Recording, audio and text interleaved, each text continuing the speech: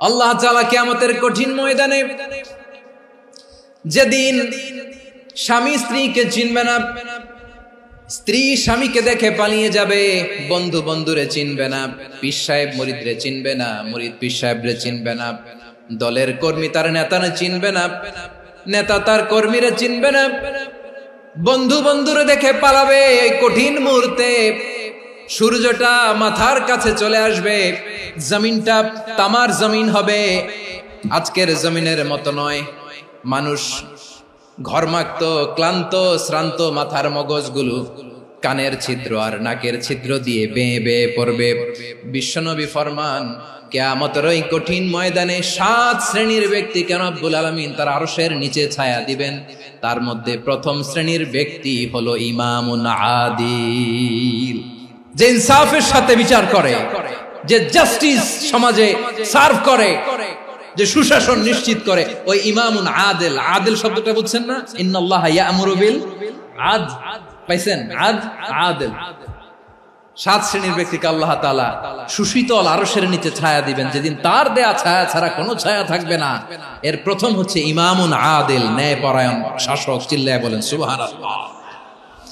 আবার বিশ্বনবী বললেন, ইন্নাল মুকসিতিনা ইনদাল্লাহি আলা মানাবিরা মিন নূর আন ইয়ামিনির রহমান। কিয়ামতের দিন যারা ন্যায় পরায়ণ হিসেবে আল্লাহর সামনে দাঁড়াবে, কিয়ামতের দিন রব্বুল আলামিন তার আরশের ডান দিকে ওই ন্যায় পরায়ণ লোকদের জন্য আরশের ডান দিকে একটা নূরের মিম্বারে তাদেরকে বসার সুযোগ করে দিবে। আল্লাহর আরশের ডান দিকে ন্যায় পরায়ণ লোকদের জন্য আল্লাহ তাআলা নূরের মিম্বার বানাবে। 4টে কেন কথা মনে করেছেন? আল আদাল, জাস্টিস। ইন্নাল্লাহা ইয়া'মুরু বিল আদল। আল্লাহ তাআলা এই আদালতের নির্দেশনা দেন, সুবিচার, সুশাসন। প্রিয় ভাইয়েরা, এটা আমরা বাংলাদেশে চাই কি চাই না? এই যে অরাজকতা, এই যে অন্যায়, এই যে জুলুম, এই যে ইনকনসিস্টেন্সি সমাজের অসঙ্গতির প্রধান কারণ জাস্টিস নাই, সুবিচার নাই, সুশাসন নাই। শেষবারের মতো আওয়াজ করে বলেন তো, আমরা বাংলাদেশে আদল চাই কি চাই না? তাহলে প্রথম নির্দেশনা শেষ। আল্লাহ তাআলা তোমাদেরকে আদলের আদেশ দেন। এরপরে আল্লাহ বললেন, আমি তোমাদেরকে ইহসানের আদেশ দেই।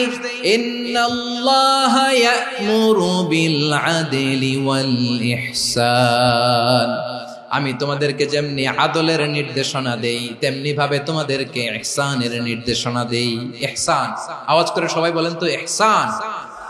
ইহসান মানে কারো প্রতি সফট হার্টেড হওয়া, মহানুভব হওয়া, অনুগ্রহ পরায়ণ হওয়া, অনুগ্রহশীল হওয়া, একে অপরের প্রতি দয়াদ্র হওয়া। একে অপরের প্রতি দয়াদ্র, অনুগ্রহশীল হওয়া ছাড়া মানবিক সমাজ কশিনকালেও গঠন করা সম্ভব না।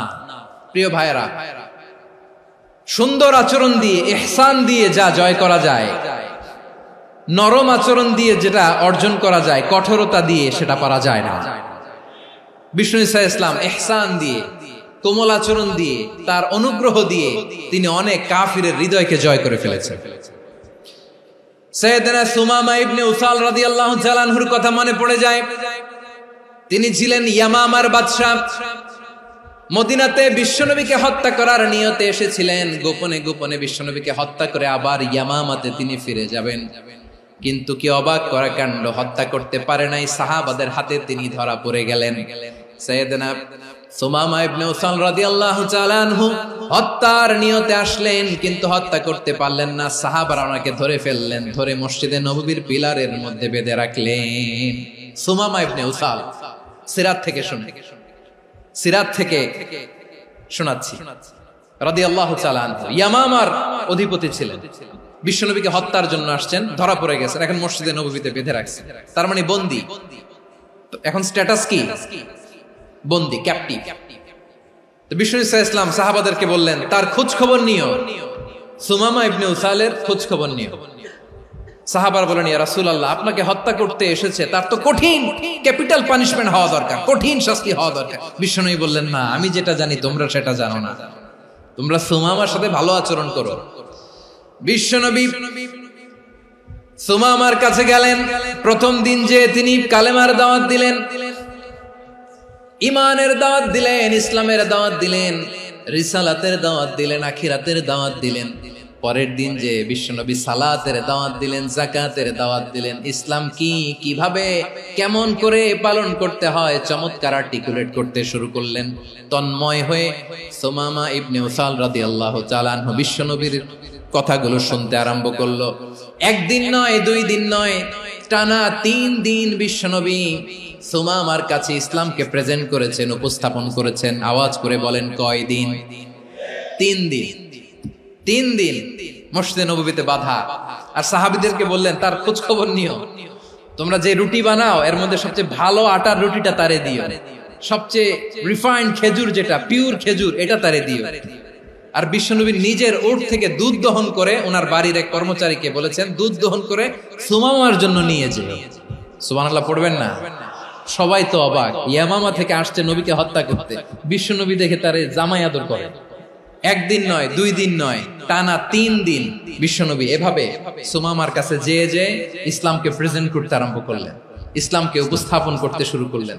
আর তাকে চমৎকার এন্টারটেইনমেন্ট, আপ্যায়ন দিতে আরম্ভ করলেন। টানা 3 দিন যখন ইসলামের দ্য বিউটিজ অফ ইসলাম, ইসলামের সুমহান বাণী, সৌন্দর্য তার কাছে উপস্থাপন শেষ, তাকে আপ্যায়ন শেষ, বিশ্বনবী বললেন সাহাবাদেরকে, যাও এবার সুমামার হাতের পায়ের রশি দুটো খুলে দাও।